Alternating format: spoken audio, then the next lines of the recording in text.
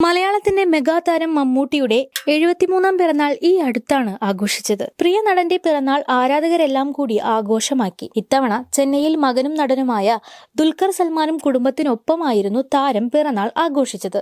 ആഘോഷത്തിന്റെ വീഡിയോകളെല്ലാം സമൂഹ മാധ്യമങ്ങളിൽ തരംഗം തീർത്തു. 1971 പുറത്തിറങ്ങിയ അനുഭവങ്ങൾ പാളിച്ചകൾ എന്ന ചിത്രത്തിലൂടെയാണ് മമ്മൂട്ടി തന്റെ സിനിമാ ജീവിതത്തിന് തുടക്കം കുറിച്ചത്.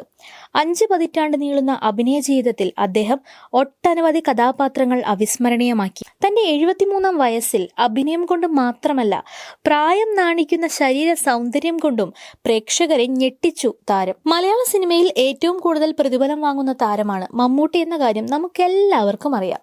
ഒരു സിനിമയ്ക്ക് 10 കോടി വരെയാണ് അദ്ദേഹം വാങ്ങുന്ന പ്രതിഫലം.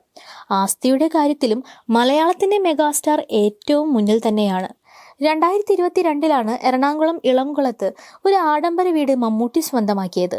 4 കോടി ചെലവിലാണ് വീട് നിർമ്മിച്ചത്.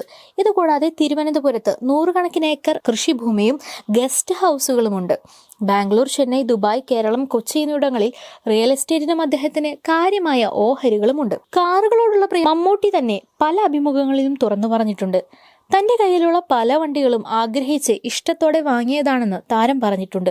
പുതിയ കാറുകൾ സ്വന്തമാക്കാൻ ശ്രമിക്കുന്ന ആളാണ് മമ്മൂട്ടി എന്നാണ് അദ്ദേഹത്തിന്റെ സുഹൃത്തുക്കൾ പറഞ്ഞിട്ടുള്ളത്.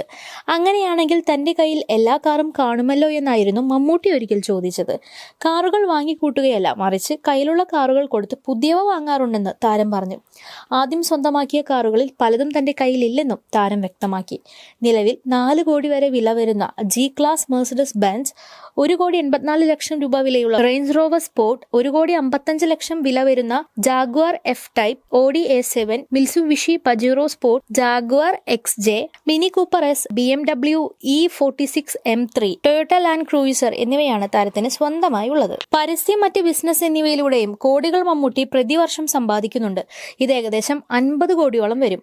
മമ്മൂട്ടിയുടെ ആകെ ആസ്തി 340 കോടിയാണത്രേ.